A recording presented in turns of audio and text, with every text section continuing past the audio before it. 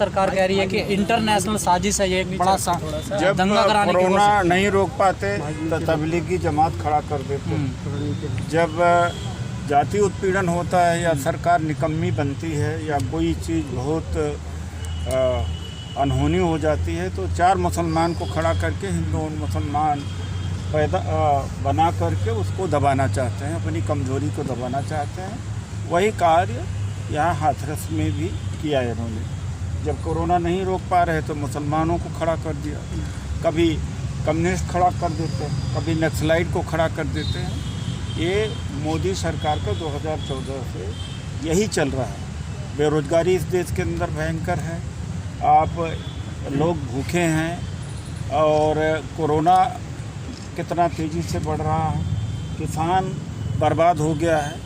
सबका काट ये चार मुसलमान को पकड़ के या दो चार संगठन पकड़ करके हिंदू मुसलमान करते आ रहे हैं। इसको भी करने की कोशिश कर रहे हैं लेकिन हो नहीं पाएगा। ये वास्तव में ये घटना सही है। मनीषा के साथ में गैंग रेप हुआ है, मेडिकल समय पर ठीक से नहीं हुआ और 25 सितंबर को जो मेडिकल के लिए भेजा गया तब तक देरी बहुत हो गई थी।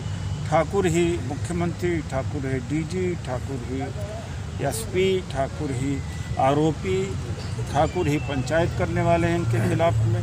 ऐसे में न्याय क्या मिलेगा? इसलिए हमारी मांग है कि सर अब इस पूरे मामले को दिल्ली में ट्रांसफर। सर अब तो इस पूरे मामले को नया एंगल दिया जा रहा है। सर अब तो कहा जा रहा है कि पीड़िता की भाई की बातें भी होती है आरोपी से, प्रेम प्रसंग का मामला भी सामने आ रहा है। बिल्कुल गलत है। उनके घर वाले अभी बिल्कुल गलत है और इस बात को तो नहीं कोई कह रहा है कि पंचायत सवर्णों ने इनके खिलाफ किया।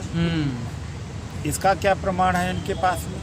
जो जला दिया गया इसका क्या है इनके पास में जवाब है?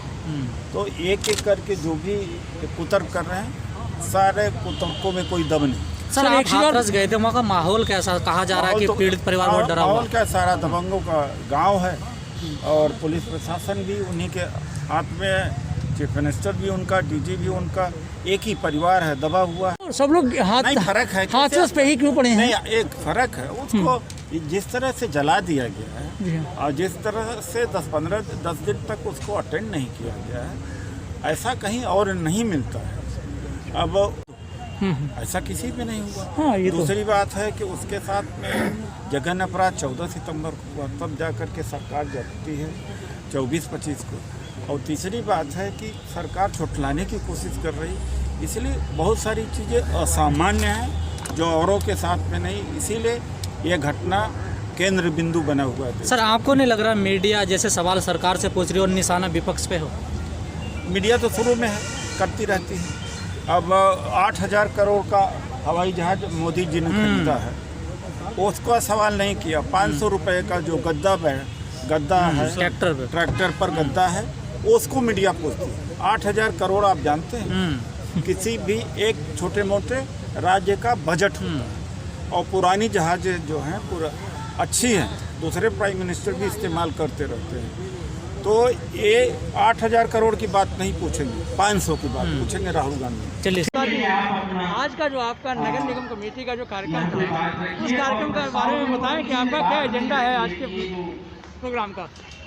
हमारा एजेंडा कुछ नहीं, हमारा एजेंडा है कि हाथरस में, उत्तर प्रदेश में अजय बिष्ट की सरकार में जो हमारी बहन के साथ जो अन्याय हुआ है, जुल्म हुआ है, शोषण हुआ है और आज उसके परिवार को डराया जा रहा है, हमें उसका न्याय चाहिए। हमारा कोई एजेंडा नहीं है। एजेंडा तो बीजेपी चलाती है। बीजेपी का एजेंडा होता है कि कैसे किसी मामले की लिपापोती की जाए, कैसे किसी मामले को ढका जाए। हमारा कोई एजेंडा नहीं है। हमें बस यह जानने का, हम बस यह सवाल पूछना चाहते हैं इस सरकार से, क्या इस देश के दलितों को इस देश में ज़िंदा रहने का हक है? हम इस देश की सरकार से सवाल पूछना चाहते हैं कि इस देश में दलित कब तक 2म दर्जे के नागरिक बने रहेंगे? हम इस सरकार से सवाल पूछना चाहते हैं, कब तक हमारे आरक्षण पर हमला करते रहोगे? हम इस सरकार से सवाल करना चाहते हैं कि क्यों निजीकरण के रास्ते तुम हमारे आरक्षण पर हमले कर रहे हो? हम इस सरकार, इस अजय बिष्ट से पूछना चाहते हैं कि तुम कहते हो कोई PFI और विदेशी फंड का पैसा लगा, तो क्या जिस पेट्रोल से जलाया गया हमारी बहन मनीषा को, उस पेट्रोल को खरीदने में उस पेट्रोल को पीएफआई के पैसे से खरीदा गया, ये अजय बिष्ट बताएं। अजय बिष्ट को बताना चाहिए कि सांसद जो भाजपा के सांसद जो मिलने गए बलात्कार के आरोपी के से जेल में, उस बलात्कार के आरोपी जिस गाड़ी से गए, क्या वह विदेशी फंड से खरीदी गई गाड़ी थी, यह बताएं। अजय सिंह बिष्ट यह भी बताएं कि बलात्कारियों के समर्थन में जो सवर्णों की पंचायत हुई उस गांव में, ठाकुरों ने जो पंचायत की, उस पंचायत का खर्चा किस पाकिस्तान से आया, चीन से आया या किस देश से आया, किस इस्लामिक या किस आतंकवादी संगठन ने फंडिंग की। उस जो मीटिंग हुई है बलात्कार के आरोपियों के पक्ष में, उसके लिए यह अजय बिष्ट को बताना चाहिए। वो एक जिम्मेदार पद पर हैं, अगर वो कह रहे हैं कि विदेशी फंडिंग आई है तो उसको बताना चाहिए कि उस विदेशी फंडिंग का अजय बिष्ट ने कहाँ इस्तेमाल किया।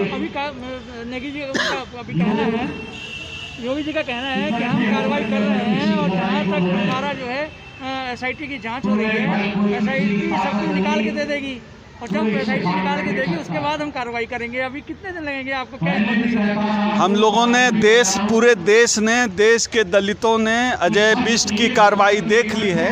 उनकी कार्रवाई ये थी कि 10 दिन तक एफआईआर नहीं लिया। उनकी कार्रवाई ये थी कि हमारी बेटी, हमारी बहन मनीषा को जब एम्स ले लाना था और देश दुनिया के बड़े हॉस्पिटल में दिखाना था, वो उनको वहीं रखे रहे। उनकी कार्रवाई थी कि जब हमारी बहन बेटी की हत्या हो गई तो उसकी लाश को कूड़े के ढेर की तरह जला दिया अजय बिष्ट ने, और आज जब हम लोग उनसे मिलना चाहते हैं तो वो मिलने भी नहीं दे रहे, मीडिया को नहीं जाने दे रहे थे। ये उनकी कार्रवाई हम लोग देख रहे हैं, अजय बिष्ट क्या कार्रवाई कर रहे हैं। हम लोग अजय बिष्ट की इस कार्रवाई का प्रतिकार करते हैं। अजय बिष्ट की इस मनुवादी, राजपूतवादी, ठाकुरवादी सरकार में हमारा कोई यकीन नहीं है। Thank you.